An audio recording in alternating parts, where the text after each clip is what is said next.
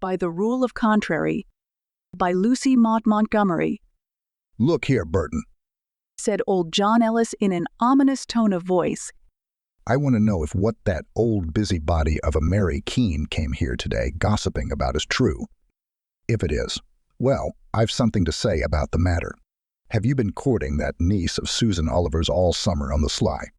Burton Ellis's handsome, boyish face flushed darkly crimson to the roots of his curly black hair. Something in the father's tone roused anger and rebellion in the son. He straightened himself up from the turnip row he was hoeing, looked his father squarely in the face, and said quietly, "Not on the sly, sir. I never do things that way. But I have been going to see Madge Oliver for some time, and we are engaged. We are thinking of being married this fall, and we hope you will not object." Burton's frankness nearly took away his father's breath. Old John fairly choked with rage. "You young fool," he spluttered, bringing down his hoe with such energy that he sliced off half a dozen of his finest young turnip plants. "Have you gone clean crazy? No, sir, I'll never consent to your marrying an Oliver, and you needn't have any idea that I will." "Then I'll marry her without your consent," retorted Burton angrily, losing the temper he had been trying to keep. "Oh, will you indeed? Well, if you do, out you go, and not a cent of my money or a rod of my land do you ever get." "What have you got against Madge?" asked Burton, forcing himself to speak calmly, for he knew his father too well to doubt for a minute that he meant and would do just what he said. "She's an Oliver," said old John crustily. "and that's enough."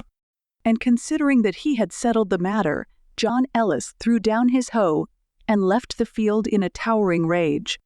Burton hoed away savagely until his anger had spent itself on the weeds. Give up Madge, dear, sweet little Madge? Not he. Yet if his father remained of the same mind, their marriage was out of the question at present. And Burton knew quite well that his father would remain of the same mind. Old John Ellis had the reputation of being the most contrary man in Greenwood.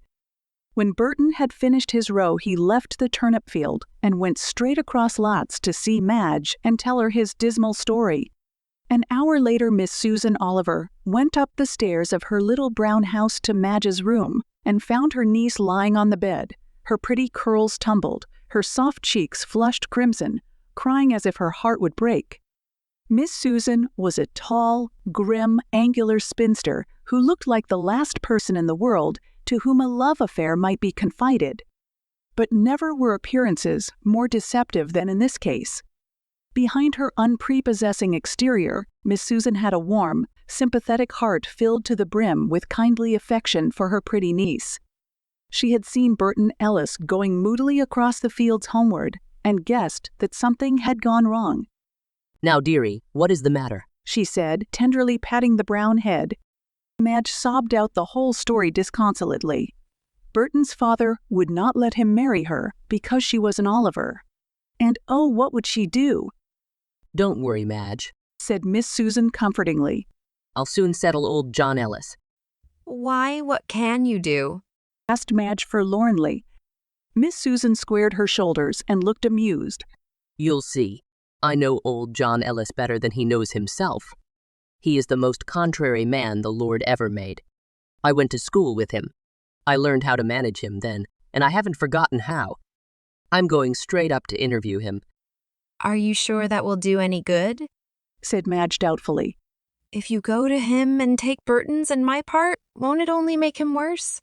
"Madge, dear," said Miss Susan, busily twisting her scanty iron-gray hair up into a hard little knob at the back of her head before Madge's glass, "you just wait. I'm not young, and I'm not pretty, and I'm not in love, but I've more gumption than you and Burton have or ever will have. You keep your eyes open and see if you can learn something. You'll need it if you go up to live with old John Ellis."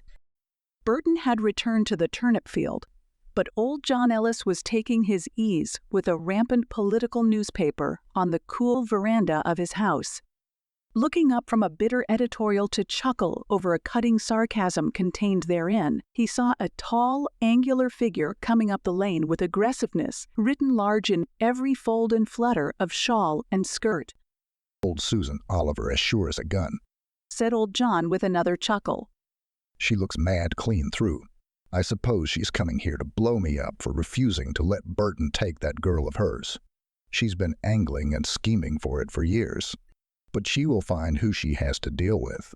Come on, Miss Susan. John Ellis laid down his paper and stood up with a sarcastic smile. Miss Susan reached the steps and skimmed undauntedly up them. She did indeed look angry and disturbed. Without any preliminary greeting, she burst out into a tirade that simply took away her complacent foe's breath. Look here, John Ellis, I want to know what this means. I've discovered that young upstart of a son of yours, who ought to be in short trousers yet, has been courting my niece, Madge Oliver, all summer. He has had the impudence to tell me that he wants to marry her. I won't have it, I tell you, and you can tell your son so. Marry my niece, indeed. A pretty past the world is coming, too. I'll never consent to it. Perhaps if you had searched Greenwood and all the adjacent districts thoroughly, you might have found a man who was more astonished and taken aback than old John Ellis was at that moment, but I doubt it. The wind was completely taken out of his sails, and every bit of the Ellis contrariness was roused.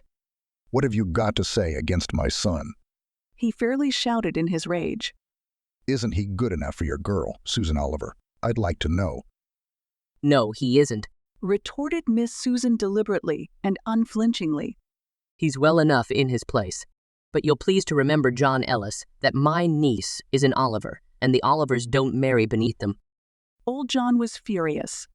Beneath them, indeed. Why, woman, it is condescension in my son to so much as look at your niece. Condescension. That is what it is. You are as poor as church mice. We come of good family, though, retorted Miss Susan. You Ellises are nobodies. Your grandfather was a hired man, and yet you have the presumption to think you're fit to marry into an old, respectable family like the Olivers.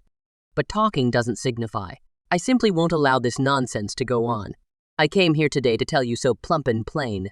It's your duty to stop it. If you don't, I will, that's all. Oh, will you? John Ellis was at a white heat of rage and stubbornness now. We'll see, Miss Susan, we'll see. My son shall marry whatever girl he pleases, and I'll back him up in it. Do you hear that? Come here and tell me my son isn't good enough for your niece indeed. I'll show you he can get her anyway. You've heard what I've said, was the answer. And you'd better go by it, that's all. I shan't stay to bandy words with you, John Ellis. I'm going home to talk to my niece and tell her her duty plain, and what I want her to do, and she'll do it. I haven't a fear.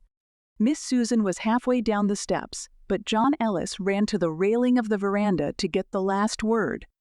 I'll send Burton down this evening to talk to her and tell her what he wants her to do, and we'll see whether she'll sooner listen to you than to him, he shouted. Miss Susan deigned no reply. Old John strode out to the turnip field. Burton saw him coming and looked for another outburst of wrath, but his father's first words almost took away his breath. See here, Bert, I take back all I said this afternoon. I want you to marry Madge Oliver now, and the sooner the better. That old cat of a Susan had the face to come up and tell me you weren't good enough for her niece. I told her a few plain truths. Don't you mind the old crosspatch. I'll back you up. By this time Burton had begun hoeing vigorously to hide the amused twinkle of comprehension in his eyes. He admired Miss Susan's tactics, but he did not say so. All right, Father, he answered dutifully. When Miss Susan reached home, she told Madge to bathe her eyes and put on her new pink muslin, because she guessed Burton would be down that evening. Oh, Auntie, how did you manage it? Cried Madge. Madge, said Miss Susan solemnly, but with dancing eyes. Do you know how to drive a pig? Just try to make it go in the opposite direction, and it will bolt the way you want it. Remember that, my dear. The end.